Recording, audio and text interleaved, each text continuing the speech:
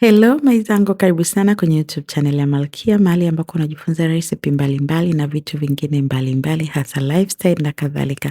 Leo menyu yetu itakuwa na wali wa nazi, tutakuwa na samaki wa nazi, majani ya maboga pamoja na choroko nzuri na tamu sana.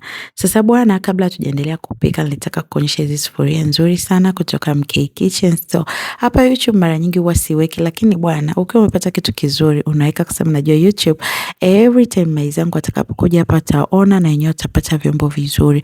Hizi ni sufuria za ceramic. Mimi napenda cast iron, ceramic pamoja na stainless steel. Ceramic nazipenda zaidi kwa sababu ni nyepesi, lakini pia they are colorful. Okay, hizo nyingine nitaelezea siku nyingine, na kuna video pia inaelezea hapa chini ukitaka kuelewa aina za sufuria. So unaweza ukazicheki hapo. So baada ya kuonyesha sufuria zangu, tuanze kupika. Kwenye sufuria yangu nitaweka mafuta kidogo, vitunguu maji pamoja na kitunguu saumu. Nitapika kiasi. Kikiwa kilaini nitaweka nyanya. And then nitakoroga kama dakika moja, then nitaweka mboga ambazo nitaweka ni hoho na carrot. Usijazi mengi, kiasi tu, kwa sababu pia tupiki nyingi. Kama ni nyingi utaweka.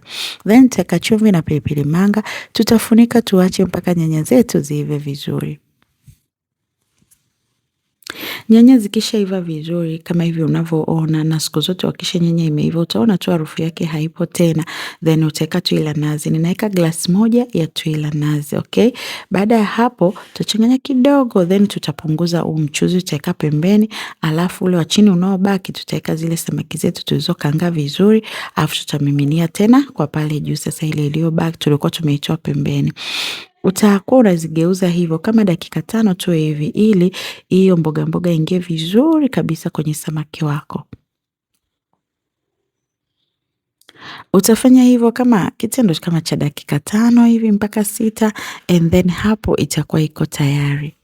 Hii mboga bwana, unaweza kula nayo chochote, iwe ugali, pilau, wali na kadhalika. Sisi tulienjoy na wali wa nazi kama nilivyosema pale mwanzoni, lakini pia tuliweka na choroko pembeni pamoja na majani ya maboga, though sikuweka hapa, tell me why.